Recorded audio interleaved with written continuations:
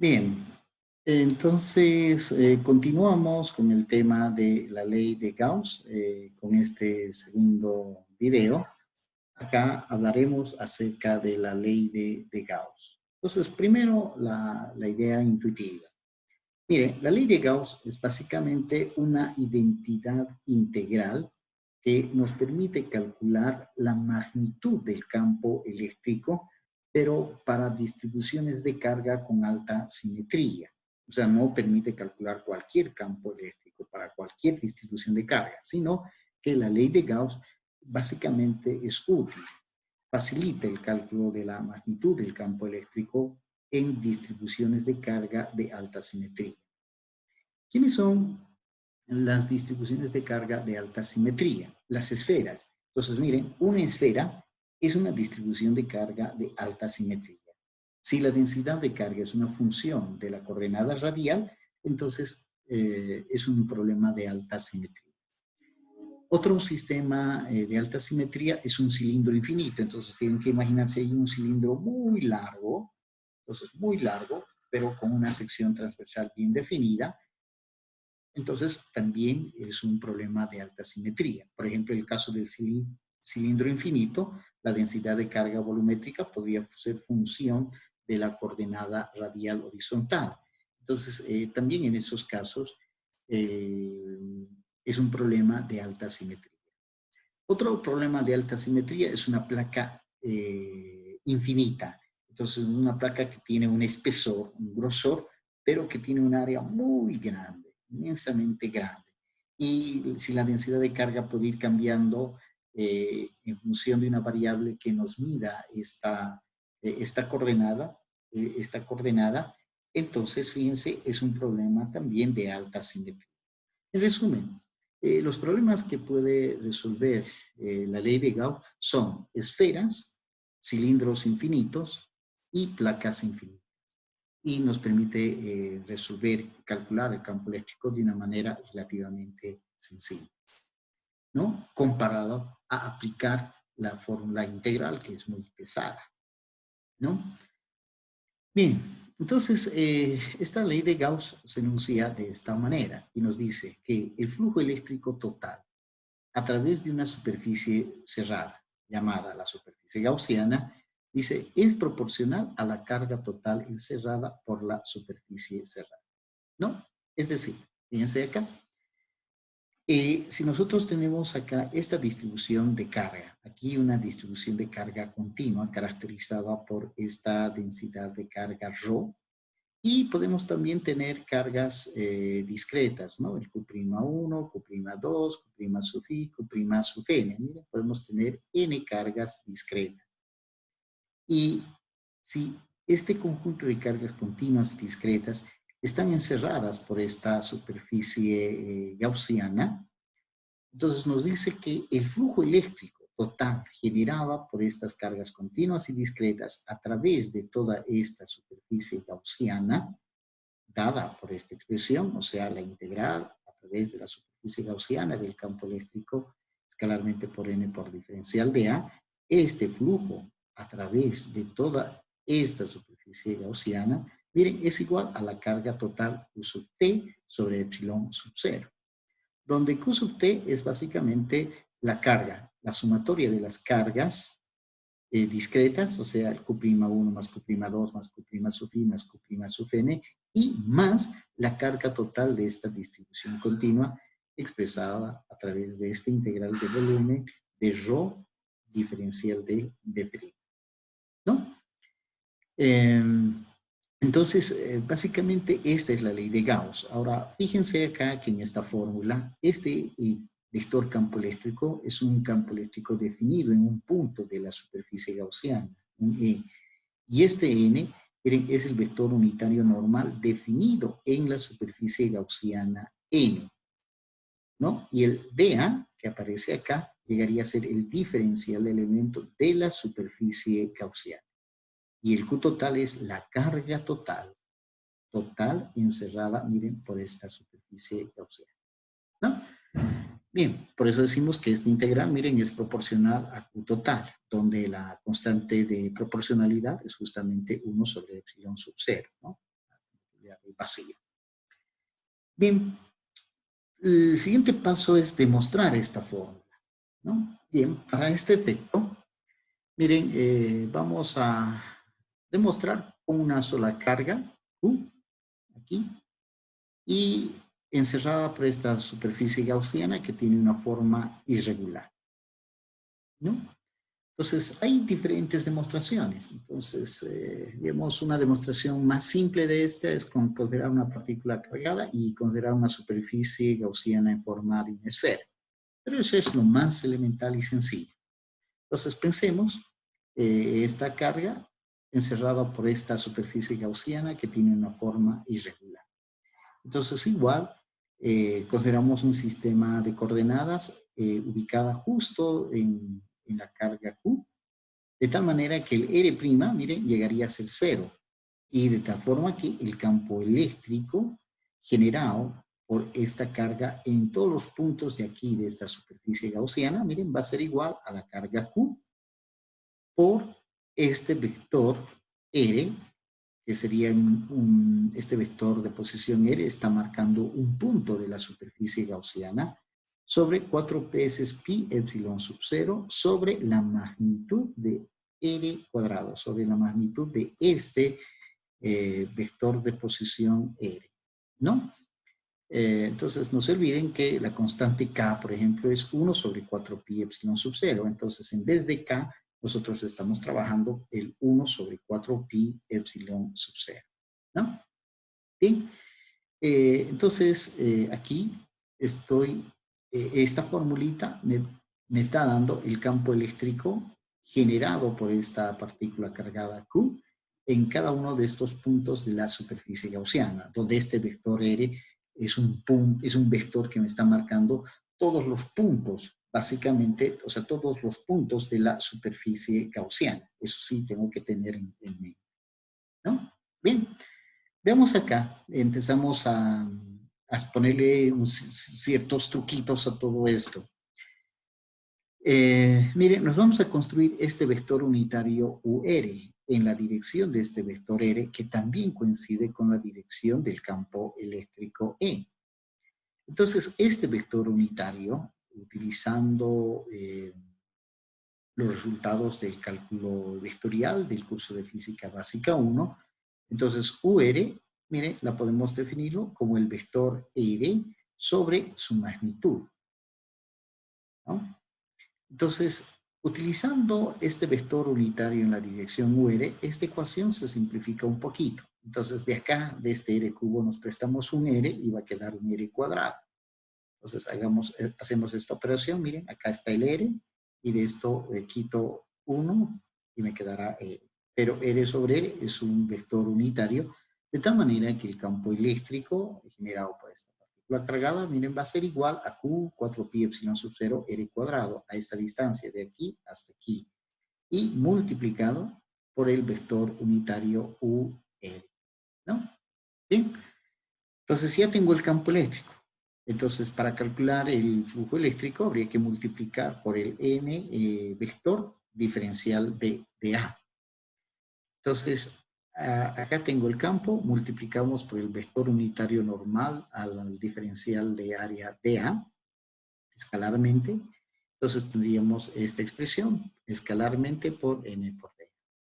Si nosotros aplicamos acá la definición del producto escalar, el UR escalarmente por n es magnitud de UR 1, 1, magnitud de n también es 1, y entre estos dos forman un ángulo que es θ. Fíjense, este es el n, y aquí está la dirección de UR, que es la misma del vector unitario, perdón, del vector R, y que coincide con el campo eléctrico E, ¿no? Entonces, entre estos dos forman un ángulo θ. Por tanto, este producto escalar es igual al coseno de este ángulo θ que forman el vector n con el campo eléctrico. Y acá tendríamos el diferencial de A, ¿no? Bien, entonces acá lo que vamos a usar es la definición del ángulo sólido, ¿no? Entonces, para que tengan una idea, digamos, el ángulo plano es la región que está limitado por dos rectas, ¿verdad? Entonces, un ángulo plano es esta abertura, ¿no? Nos está midiendo esta abertura. La región está contenida entre estas dos rectas, ¿no? El ángulo sólido, miren, es la región que está contenida en un cono. Entonces, miren, el ángulo sólido es una generalización del ángulo plano al espacio. Entonces, el ángulo sólido, imagínense un cono de helado, concretamente. Miren, la región que está contenida dentro del cono es el ángulo sólido. ¿Y cómo se mide ese ángulo sólido? Miren, una simple generalización del ángulo plano. Tenemos el ángulo plano, miren, se mide por el arco, la relación del arco, miren, el arco sobre el radio, ¿verdad? Es arco sobre radio, ¿no? ¿Sí? Arco sobre radio.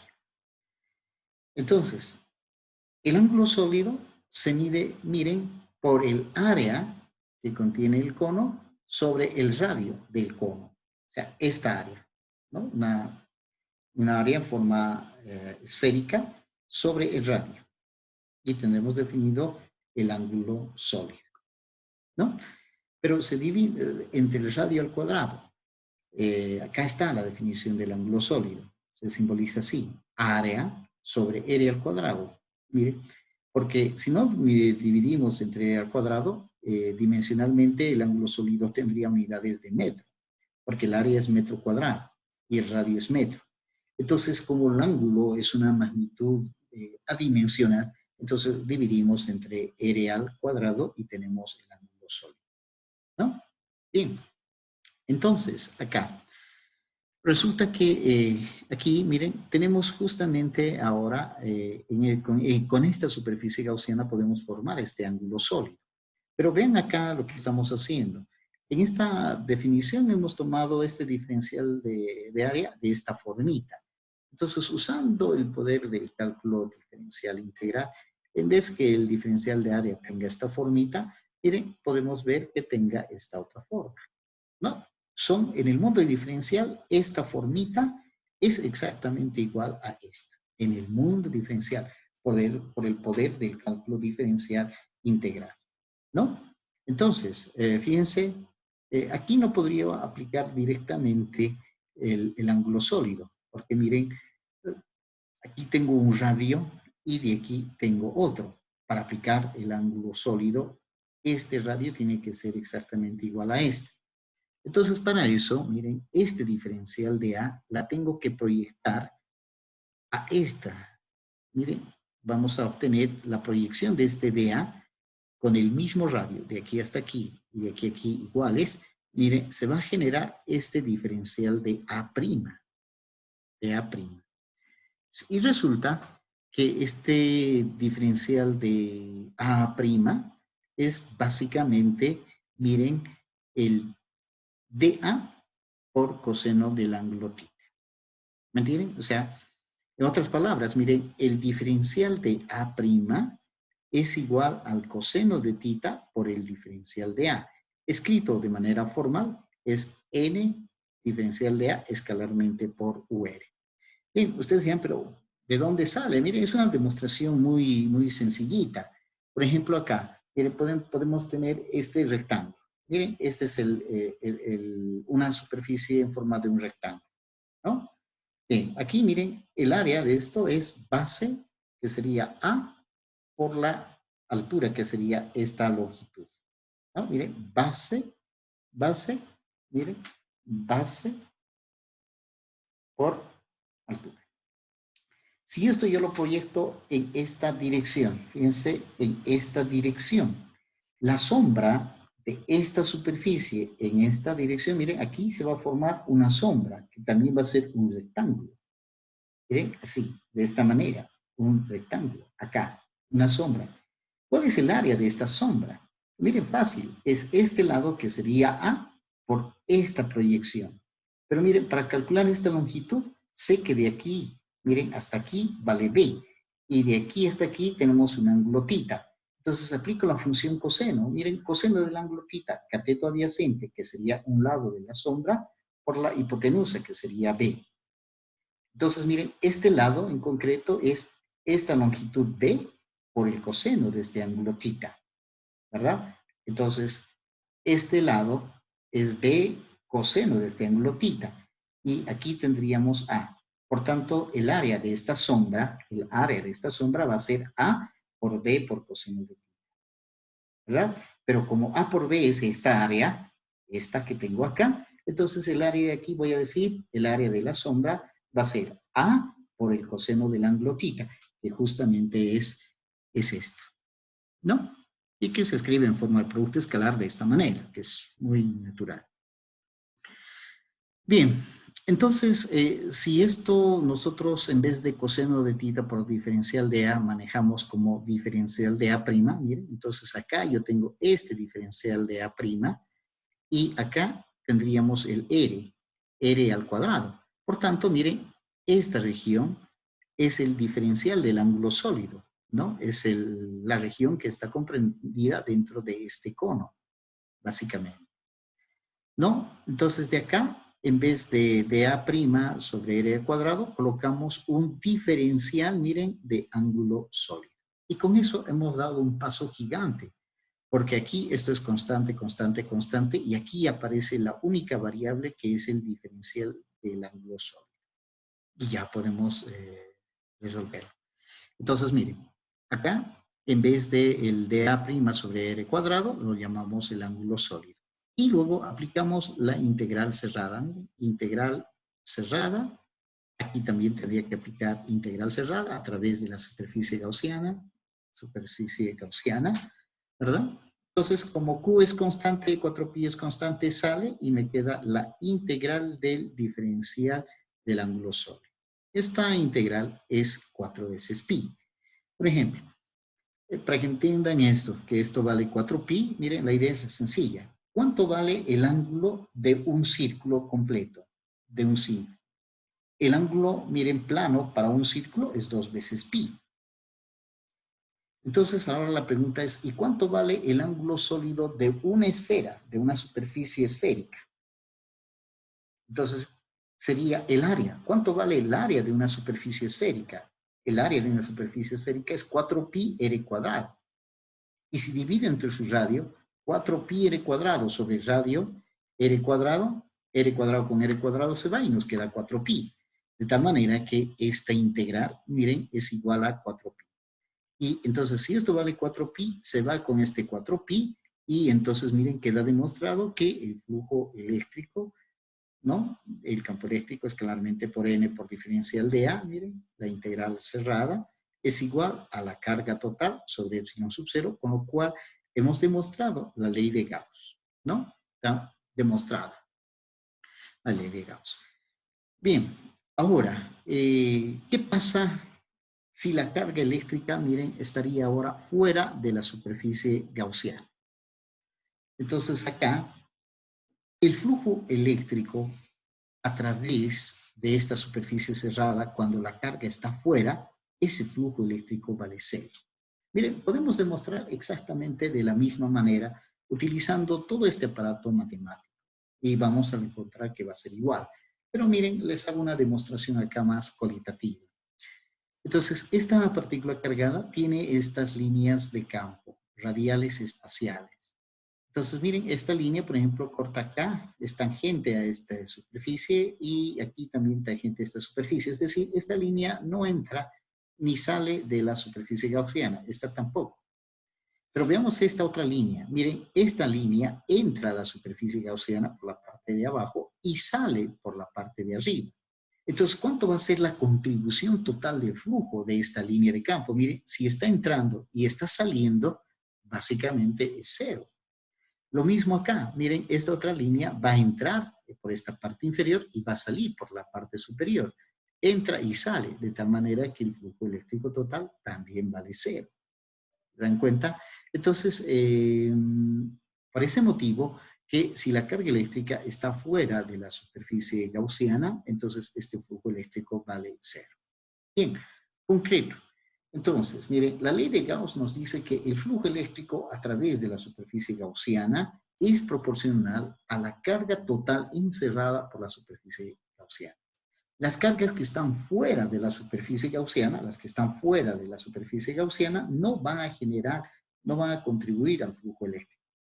¿Quiénes contribuyen al flujo eléctrico? Las cargas que están aquí dentro, aquí dentro. Estas cargas que están dentro de la superficie gaussiana, esas sí van a generar un flujo eléctrico, ¿no? Eso es lo que nos quiere decir la ley de Gauss. Bien, entonces con este segundo video lo que les he hecho es de presentarles la ley de Gauss y su correspondiente demostración. En el siguiente video, en el tercer video, hablaremos de cómo aplicar la ley de Gauss para calcular la magnitud del campo eléctrico, ¿no? Que trata el tercer video. Ya los espero.